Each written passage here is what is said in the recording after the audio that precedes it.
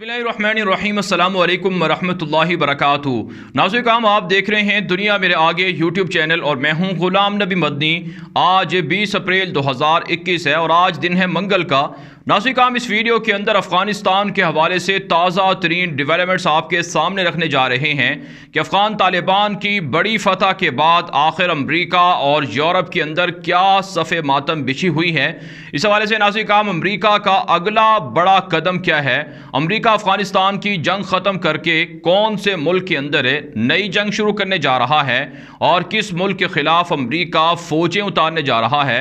अमरीकी फ़ौजी जो अफ़गानिस्तान से निकलेंगे उनका अगला पड़ाव कहाँ होगा, ये सारी चीज़ें हैं जो इस वीडियो के अंदर आपके सामने रखेंगे। सबसे पहले नाज़रीन, आपको मैं दुनिया भर के जो बड़े बड़े जो मीडिया नेटवर्क्स हैं, जो आलमी ज़ाया ब्लाग हैं, उनके हवाले से कुछ आपको अपडेट्स देना चाहता हूं कि दुनिया के बड़े बड़े अखबारात के अंदर, बड़े बड़े मीडिया नेटवर्क के अंदर क्या क्या रिपोर्टें अफ़गानिस्तान के अंदर अफ़गानिस्तान के हवाले से अमरीकी शिकस्त पर छप रही हैं। ये नाज़रीन रिपोर्टें आप हमारी स्क्रीन पर भी देख सकते हैं। इस वक्त नाज़रीन मेरे सामने ब्लूमबर्ग बिजनेस वीक है, इसकी एक रिपोर्ट है। इस रिपोर्ट के अंदर कहा गया है कि अमरीका की जो जंग थी ये अफ़गानिस्तान के अंदर तमाम मसाइल की जड़ थी। अच्छी बात है, इस रिपोर्ट के अंदर लिखा गया है कि अमरीका ने ये जंग ख़त्म कर दी है। इसी तरह से नाज़रीन, मेरे सामने एक और दुनिया का बड़ा मीडिया नेटवर्क है फॉरेन अफेयर, उसके अंदर ये लिखा गया है कि बाइडन की हुकूमत ने जो फैसला किया है ये फैसला बिल्कुल दुरुस्त फैसला है अफ़गानिस्तान के हवाले से। अमरीका की फ़ौजें अगर अफ़गानिस्तान से निकलेंगी तो अमरीकियों को भी फ़ायदा होगा और अफ़गानिस्तान को भी फ़ायदा होगा, यानी जंग ख़त्म हो जाएगी, अमन व अमान बहाल होगा। इसी तरह से नाज़रीन, एक और जो बड़ी ख़बर मेरे सामने है, जो ये बिज़नेस इनसाइडर एक बड़ा अखबार है, मीडिया नेटवर्क है, उसके अंदर एक रिपोर्ट छपी है कि डोनाल्ड ट्रंप जो बाइडन का सख्त तरीन नाकिद और हरीफ है और जो बाइडन ने डोनाल्ड ट्रंप को हराकर इलेक्शन जीता था, इक़्तिदार हासिल किया था, ट्रंप ने नाज़रीन बाइडन हुकूमत के इस फैसले की तहसीन की है। आप जानते हैं डोनाल्ड ट्रंप ही वाहिद ये वो सदर हैं अमेरिका के जिन्होंने अफ़गानिस्तान की जंग को ख़त्म करने की बात की है और अमली तौर पर तालिबान के साथ डोनाल्ड ट्रंप ने एग्रीमेंट किया था। इस हवाले से इंसाइडर की रिपोर्ट में लिखा गया है कि डोनाल्ड ट्रंप की जानिब से इस फैसले को सराहा गया है कि कम अज़ कम एक फ़ैसला तो ऐसा किया है जो बाइडन ने, जिससे अमरीकियों को फ़ायदा होगा और जिससे डोनाल्ड ट्रंप ने कहा कि उनको भी काफ़ी खुशी हो रही है कि यह बेहतर फ़ैसला है।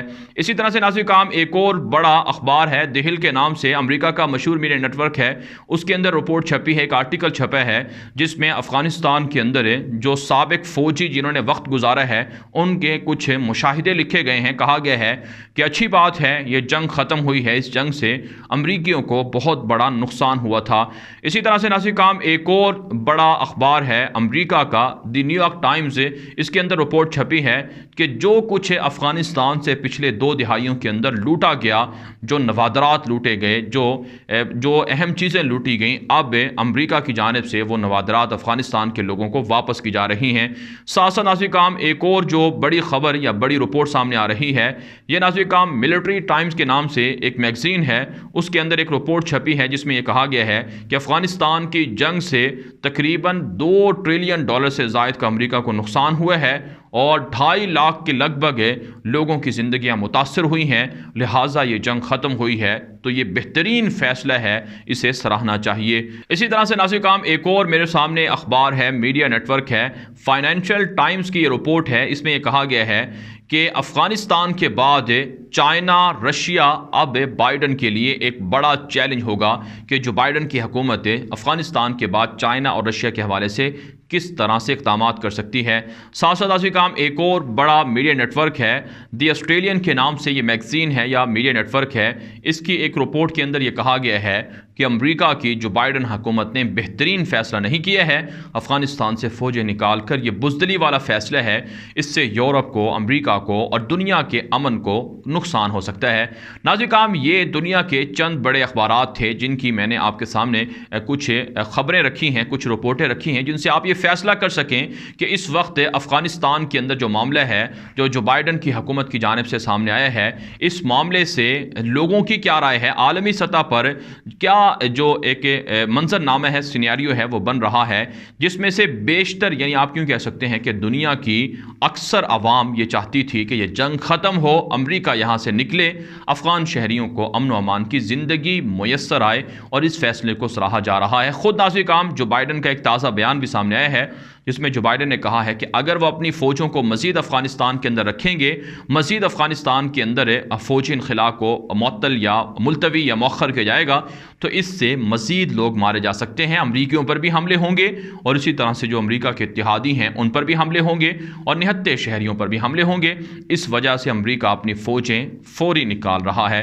नाज़रीन साहब, ये मामला तो हो गया आलमी सतह पर चलने वाली रिपोर्टिंग और ख़बरों के हवाले से।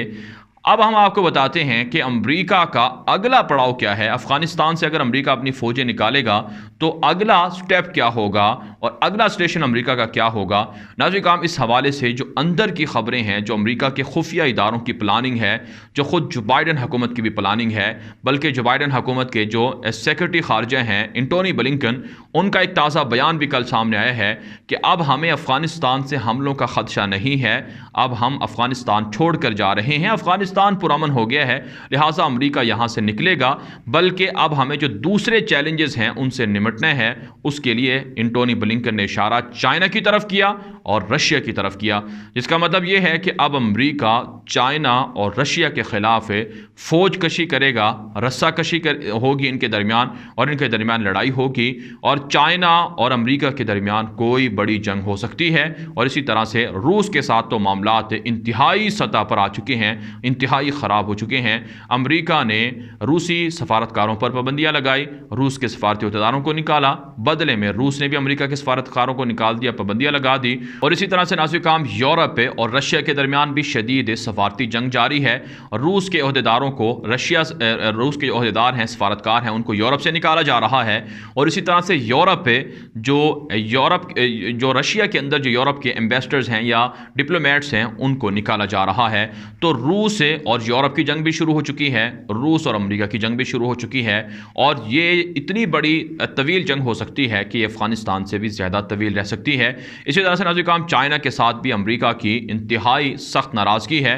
ताइवान के अंदर मुसलसल चाइना जंगी पेट्रोलिंग कर रहा है और इसी तरह से फ़िलिपाइन जो अमेरिका का इत्तेहादी है उसे भी ख़तरा है। यहाँ तक कि नाज़रीन काम, जापान को भी ख़तरा है कि चाइना से, क्योंकि चाइना जापान के समंदरी जजीरों पर कब्ज़ा कर रहा है। इसी हवाले से नाज़रीन काम, गुज़श्ता दिनों जो जापान के सदर हैं, आला अहदेदार हैं, उनकी वाशिंगटन के अंदर जो बाइडन से खुसूसी मुलाकात हुई है।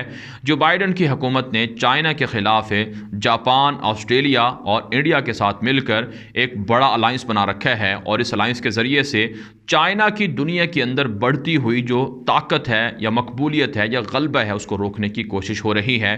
तो दुनिया के बड़े बड़े जो थिंक टैंक्स हैं, जो माहिरीन हैं और जो खुफिया इदारे हैं, वो इस बात की रिपोर्ट दे रहे हैं कि अफ़गानिस्तान की जंग ख़त्म करने के बाद अमेरिका खामोश नहीं बैठेगा, बल्कि अमेरिका जो मुतबादिल या जो अगले स्टेशंस हैं उनकी तलाश में है। और वो अगला स्टेशन एक चाइना हो सकता है और एक इसी तरह से रशिया हो सकता है। इन दोनों के ख़िलाफ़ जंग हो सकती है। और सबसे बढ़कर जो तीसरा स्टेशन है जिसकी तवक्को है कि वो अमेरिका उस स्टेशन पर ज़रूर जाएगा, वो है अफ्रीका के ममालिक की दौलत को हथियाना। आप जानते हैं मिडल ईस्ट को कमज़ोर करके वहाँ के वसाइल को अमेरिका ने, नेटो ने, यूरोप ने दोनों हाथों से लूटा। अफ़गानिस्तान के ज़रिए से पाकिस्तान को थ्रेट किया गया और इसी तरह से दुनिया के अंदर इस्लामी हुकूमत का जो निज़ाम आ रहा था उसको रोकने की कोशिश हुई।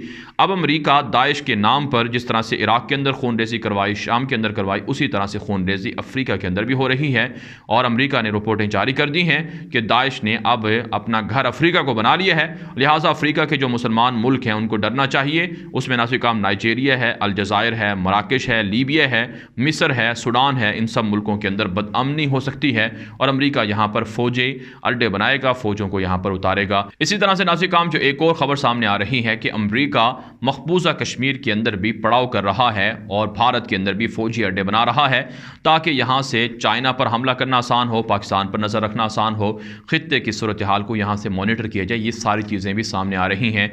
तो ये अमेरिका का अगला प्लान है, अगले स्टेशन हो सकते हैं जहाँ पर अमेरिका अपनी फ़ौजें डिप्लॉय कर सकता है। लेकिन अब तक की जो करंट सिचुएशन है नाज़रीन काम अफ़गानिस्तान के हवाले से, वो अमेरिका के हक़ में बेहतर नहीं है। अमेरिका इंतहाई परेशानी में है, दबाव में है, स्ट्रेस है अमेरिका के ऊपर कि अमेरिका तालिबान अमेरिका की बात नहीं मान रहे हैं। और कुछ जो ताज़ा आज की खबरें सामने आई हैं उसमें यह कहा गया है कि तालिबान के साथ सीक्रेट मीटिंग जारी हैं दोहा के अंदर, कतर के अंदर, जिसमें अमरीकी हुकाम भी तुर्की के और कतर के और पाकिस्तान के हुकाम शरीक हैं। तालिबान की लीडरशिप को मनाने की कोशिश कोशिशें हो रही हैं कि वो तुर्की के अंदर जो समिट हो रही है 24 अप्रैल को उसमें ज़रूर शिरकत करें, लेकिन तालिबान इनकार कर चुके हैं कि जब तक अमेरिका अपनी फ़ौज अफगानिस्तान से 1 मई की तारीख को नहीं निकालेगा तब तक हम किसी भी समिट के अंदर, इजलास के अंदर शिरकत नहीं करेंगे। यही वजह है नाज़रीन काम, अब अमेरिका इंतहाई परेशान है कि आखिर क्या किया जाए। महज 10 दिन रह चुके हैं 1 मई आने में, तो इन 10 दिनों के अंदर अमेरिकी फ़ौज इनखिला को किस तरह से किया जाए और कैसे ना किया जाए। फिर अंदर से भी जो बाइडन की हुकूमत को मुश्किलात का सामना है। जो टॉप के मिलिट्री के लोग हैं, जर्नैल हैं पेंटागन के, वो जो बाइडन के फैसले के हामी नहीं हैं, मुखालिफ हैं।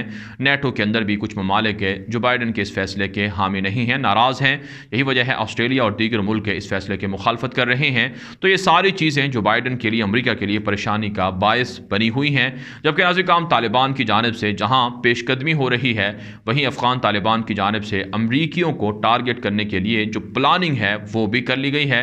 जो अंदर की खबरें हैं कि अमरीका के ख़िलाफ़ लड़ने के लिए तालिबान की नई फ़ोर्स भी तैयार है, और इसी तरह से जो अमरीका की इत्तेहादी काबुल हुकूमत है इसके ख़िलाफ़ अभी से हमले शुरू हो चुके हैं। हमने देखा है नाज़रीन काम 2 से 4 रोज़ के अंदर बड़ी बड़ी कार्रवाइयाँ हुई हैं तालिबान की जानिब से। दावे ये हैं कि 150 से ज़ायद काबुल फ़ौजी 3-4 दिनों में मार डाले गए हैं, और इसी तरह से काबुल फ़ौज भी दावा कर रही है कि हम भी बड़ी बड़ी कार्रवाइयाँ कर रहे हैं। लेकिन हकीकत ये है नाज़रीन काम कि अशरफ गनी की हुकूमत इंतहाई परेशान है अमरीका की तरह। वो भी ईरान से और भारत से मदद तलब कर रही है ताकि तालिबान की इस्लामी हुकूमत को आने से रोका जाए। लेकिन नाज़रीन काम इस सारे मामले के अंदर पाकिस्तान बहुत अच्छा और पॉजिटिव और सेंसिटिव रोल प्ले कर रहा है। पाकिस्तान की जानिब से जहाँ तालिबान के साथ राब्ते हैं, वहीं अमरीका को भी मजबूर किया जा रहा है कि अपनी फ़ौजें अफ़गानिस्तान से निकाली जाएँ। इसी तरह से नाज़रीन काम पाकिस्तान ने अफ़गान तालिबान को राज़ी करने की कोशिश की है कि वो समिट के अंदर ज़रूर शिरकत करें, और जो डेडलॉक है अमरीकी फ़ौजियों के इनखिला के हवाले से इसे ख़त्म करना चाहिए। बहरहाल नाज़रीन काम अफ़गानिस्तान की जंग के हवाले से आपकी क्या राय है? आप क्या समझते हैं कि इस फैसले से अफ़गान शहरियों को कितना फ़ायदा होगा, और इस जंग के ख़ात्मे से ख़ित्ते को कितना फ़ायदा होगा, और अमरीका की तबाही और बर्बादी 20 साल जंग के बाद आपकी क्या राय है? अपनी राय आप ज़रूर हमें कमेंट के ज़रिए से बताया करें, और साथ साथ जो हमारे ऑफिशियल जो फेसबुक के, ट्विटर के चैनल हैं, सोशल मीडिया अकाउंट्स हैं, उन्हें ज़रूर फॉलो कर लें। आज के लिए इतना ही, इजाज़त दीजिए। अल्लाह हाफ़िज़।